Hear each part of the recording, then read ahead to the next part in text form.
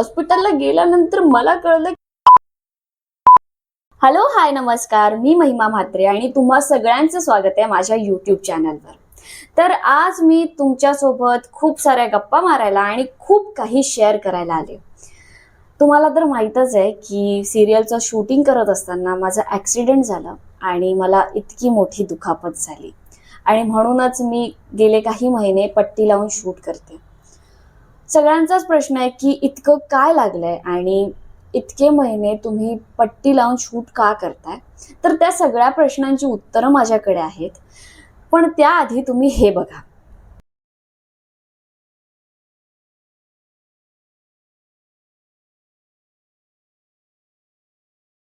Accident झाल्यानंतर मी जेव्हा पुन्हा शूटिंगसाठी आले किंवा मधल्या काळात जेव्हा मी नव्हते, त्या काळात तुम्ही माझ्यावर खूप प्रेम दाखवलंत. तुम्ही खूप गोड-गोड कमेंट लिहिल्यात आणि मी खरं सांगते की त्या कमेंट वाचून मला खूप छान वाटलं. मला प्रोत्साहन मिळालं. पुन्हा एकदा उठून उभं राहण्याची ताकद मला मिळाली त्यातनं. पण जसं तुम्ही इतक्या गोड कमेंट लिहिल्या, अगदी तसंच काही लोकांनी वाईट कमेंटसुद्धा केल्या होत्या. पण मी म्हणेन की 99.9% लोकं माझ्यावरती प्रेमच करतात. त्यांनी खूप छान-छान कमेंट लिहिल्या होत्या. पण 0.1% लोकं अशी पण होती ज्यांनी वाईट कमेंट केल्या किंवा अशी एखादी कमेंट जी वाचल्यानंतर समोरच्याला वाईट वाटू शकतं. पण मला असं वाटतं की मला त्या माणसांचं किंवा त्या कमेंट्सचं काहीच वाटत नाही. कारण माझ्या आयुष्यात इतकी मोठी फॅमिली आहे जी माझ्यावरती खूप जीवापाड प्रेम करते. तुम्ही ज्या कमेंट्स लिहिल्या त्यातनंच मला हे सगळं कळलं.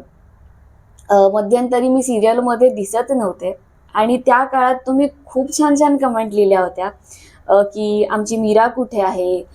मीराला लवकरात लवकर परत घेऊन या. आम्हाला आमची जुनी मीराच हवी आहे. सो या कमेंट माझ्यासाठी खूप महत्त्वाच्या आहेत आणि मला असं वाटतं की ही माणसं माझी आहेत आणि ही माणसं माझ्यासाठी मॅटर करतात. सो त्या माणसांसाठी मी एक सरप्राईज घेऊन आले आणि ते असं आहे की आजपासनं मी ही पट्टी काढली आहे. मला हे तुम्हाला सांगताना खूप आनंद होतोय कारण इतके दिवस तुम्हा सगळ्यांचे प्रश्न होते पण तेव्हा मला उत्तरं देता येत नव्हती आणि आज फायनली मी ही पट्टी काढते आणि लवकरच तुम्हाला एपिसोड्समध्ये सुद्धा मी विदाऊट पट्टी दिसेनच. पण माझी अशी इच्छा होती की ही गोष्ट मी स्वतःहून तुम्हाला सांगावी म्हणून मी हा व्हिडिओ बनवलाय आणि काही एपिसोड्स आम्ही शूट केलेले आहेत त्यामुळे तुम्हाला काही दिवस अजून मीराला पट्टीमध्ये बघावं लागेल. पण त्यानंतर तुमची मीरा जशी अगोदर होती अगदी तशीच दिसणार आहे या पुढच्या एपिसोड्समध्ये सुद्धा आणि या पुढील प्रोजेक्ट्समध्ये सुद्धा. तर प्रश्न असा आहे की इतकं काय झालं होतं किंवा ही पट्टी इतका वेळ का होती? तर त्याचं कारण असं आहे, तुम्ही तर सिरियल बघतच असाल तर तुम्हाला माहिती आहे की मीरा ही खूप धाडसी दाखवलेली आहे. पहिल्या एपिसोड्सपासनं किंवा प्रोमोपासनंच मुळात तिने 15-16 फूट पाण्यामध्ये उडी मारून ती 14 तास तिने शूटिंग केलेलं आहे. त्याचप्रकारे तिने ॲक्शन सिक्वेन्स केलेले आहेत, हार फायटिंग सिक्वेन्स केलेले आहेत आणि असे बरेच सिक्वेन्स केलेले आहेत ज्याच्यातनं मीराचा धाडसीपणा दिसतो. आणि असंच शूटिंग करत असताना एक दिवस स्क्रीन प्लेमध्ये एक सुंदर असा सीन घेऊन येतो ज्याच्यामध्ये असं असतं की मीरा अथर्वचा जीव वाचवण्यासाठी घोड्यावर स्वार होऊन त्याला हॉस्पिटलमध्ये घेऊन जाते आणि या सीनसाठी आम्ही सगळेच खूप एक्सायटेड होतो. खूप कमाल असा सीन लिहून आला होता आणि ज्या दिवशी शूटिंग होतं त्या दिवशी आम्ही शूटिंग लोकेशनवरती पोहोचलो. एक मैदान होतं जिथे आम्ही हे शूटिंग करणार होतो. सो सगळे तयार होते. आम्ही 2-3 शॉटसुद्धा घेतले. खूप छान प्रकारे ते शॉट मिळाले होते आणि खूप छान सुरळीत शूटिंग सुरू होतं आणि असंच करत असताना एक लास्ट शॉट घेत होतो आम्ही आणि तेव्हा असं झालं की आपण ड्रोन कॅमेरा लावूया. मी पुढे बसलेले आणि माझ्या मागे अथर्व होता. रोलिंग आणि ॲक्शन असं करून आमचा लास्ट शॉट सुरू झाला. घोडा खूप वेगाने धावत होता कारण मैदान ओपन होतं. सगळं छान चालू होतं. मीरा जीवाच्या आकांताने अथर्वला वाचवण्याचा प्रयत्न करत होती. दोघेही घोड्यावर स्वार होते. घोडा खूप स्पीडने धावत होता आणि असं सुरू असताना शॉट कट होणार त्याच्या अगोदर घोडा उधळला. तो घोडा उधळला आणि त्या क्षणात काहीच कळलं नाही मी त्या घोड्याला खूप कंट्रोल करण्याचा प्रयत्न केला, लगाम खेचला, पण काही केल्या तो घोडा कंट्रोल होत नव्हता. आणि त्यानंतर घोड्याने अचानकपणे राईटला राईटला तो वळाला आणि तो निघून गेला स्पीडमध्ये. आणि मी मी पुढे असल्यामुळे मी फोर्सफुली आम्ही दोघंही फेकलो गेलो आणि आम्ही पडलो. खूप भयानक असं ॲक्सिडेंट झालं. ॲक्सिडेंट झाल्यानंतर सगळ्यांनाच त्याचं गांभीर्य कळालं, सगळे धावत आले. पण आम्हाला असं वाटलं की इतकं काही झालेलं नाहीये. अथर्व आणि मी दोघेही आम्ही उठलो आणि तेव्हा जाणवलंच नाही की काय झालंय. उठलो आणि माझं असं झालं की ओके, फार लागलेलं नाही, आपण पुढचा शॉट घेऊया. आणि तेव्हा बघितलं तर सगळ्यांच्याच चेहऱ्यावर एक शांतता होती, काही कळत नव्हतं. आणि अचानकपणे मला दुखायला लागलं आणि रक्ताची धार लागली. ऑब्व्हियसली की आपल्याला असं काही जाणवलं किंवा रक्त येत आहे तर आपला पटकन हात जातो तिथे, आणि तसाच माझा हात तिथे गेला आणि तिथून रक्त थांबतच नव्हतं. त्या क्षणी मला कळलं की काहीतरी मेजर झालंय. सगळ्यांच्या चेहऱ्यावर मला दिसत होतं, पण मला कोणी काहीच सांगत नव्हतं. गाडी आली, मग गाडीतनं आम्ही हॉस्पिटलला गेलो. सगळं खूप फास्ट होत होतं, काही कळत नव्हतं. पण मला इतकं कळत होतं की काहीतरी गंभीर आहे. मी सगळ्यांना रिक्वेस्ट सुद्धा केली की मला प्लीज दाखवा की काय झालंय, सो दॅट मी शांत होईल. पण मला तेव्हा कोणीच काही दाखवलं नाही आणि त्यामुळे मी खूप पॅनिक झाले. आणि हॉस्पिटलला गेल्यानंतर मला कळलं की खूप लागलंय. ते लगेच रिकवर होणार नव्हतं हेही मला कळलं होतं. माझ्याकडे माझं असं कोणीच नव्हतं तिथे. म्हणजे प्रोडक्शनचे सगळे होते पण फॅमिलीवाले नव्हते. मी ज्यांच्याशी बोलू शकेन असं कोणीच नव्हतं.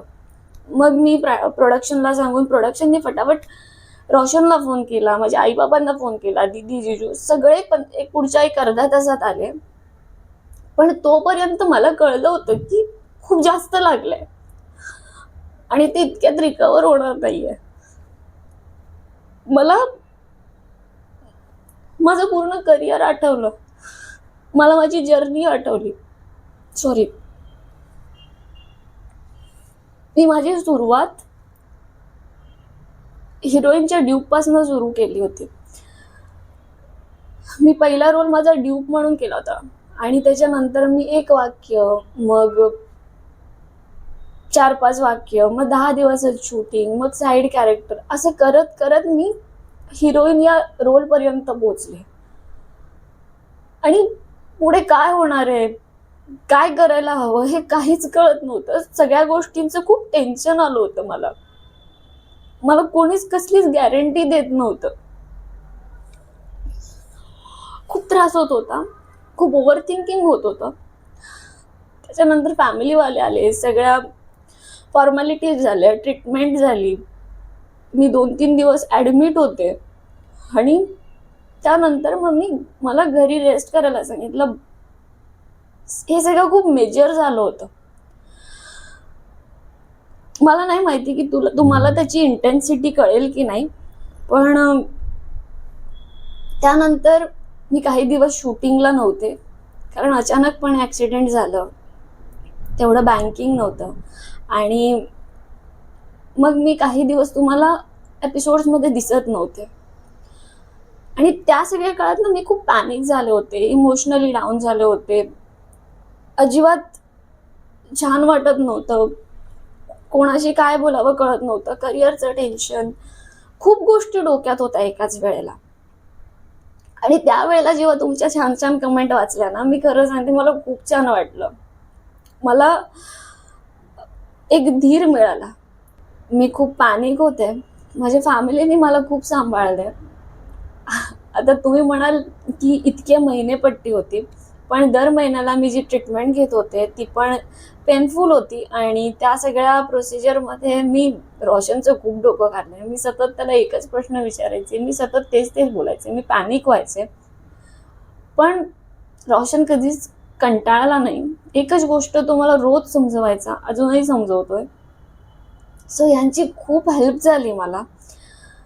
प्रोडक्शन हाऊसने खूप छान प्रकारे सगळ्या गोष्टी सांभाळल्या. मला जितका सपोर्ट करता येईल तितका सपोर्ट केला. आणि तुम्हीसुद्धा. मी तेच म्हणते की तुमच्यासाठी कदाचित ती एक कमेंट असेल, पण माझ्यासाठी तो एक आधार होता. इतकं मोठं ॲक्सिडेंट झाल्यानंतर पुन्हा एकदा उठून उभं राहणं आणि शूटिंगला जाणं. तुम्हाला खरं सांगते, मी ॲक्सिडेंट झाल्यानंतर एक 7 ते 8 दिवसांमध्ये पुन्हा सेटवर जाऊन मी शूटिंग करत होते.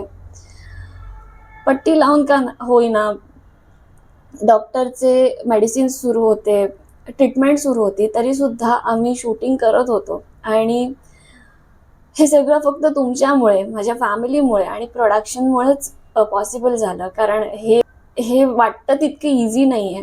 डॉक्टरांनी काही प्रिकॉशन्स सांगितले होते. ॲक्सिडेंट झाल्यानंतर इथे एक व्रण आला होता आणि तो अजून डार्क होऊ नये, तो डाग अजून डार्क होऊ नये म्हणून आणि सनलाईटपासनं वाचण्यासाठी, लाईटपासनं वाचण्यासाठी डॉक्टरांनी काही प्रिकॉशन्स दिले होते. आणि त्याच्यामध्येच ही जी तुम्ही पट्टी म्हणता ती सुद्धा होती. आणि ती काइंड ऑफ एक मेडिसिन होतं. आणि तो डाग अजून पिगमेंटेशन होऊ नये त्याच्यावर म्हणून तो फक्त आम्ही लावत होतो. त्यानंतर सुद्धा आत्तापर्यंत दर महिन्याला माझी ट्रीटमेंट असायची आणि म्हणून आम्ही ती पट्टी नाही काढू शकलो. कारण जर तेव्हा ती पट्टी काढली असती तर गोष्टी अजून बिघडल्या असत्या आणि ते आम्हाला नव्हतं करायचं. मला खरंच माहीत नाही आहे की या गोष्टीची कितपत इंटेन्सिटी तुम्हाला कळत असेल, पण हे जितकं सोपं दिसतंय तितकं ते सोपं खरंच नव्हतं. आणि आता काळजी करायचं काही कारण नाही आहे, कारण जे व्हायचं होतं ते होऊन गेलं आहे आणि यापुढे सगळं छान आणि सुरळीतच होणार आहे.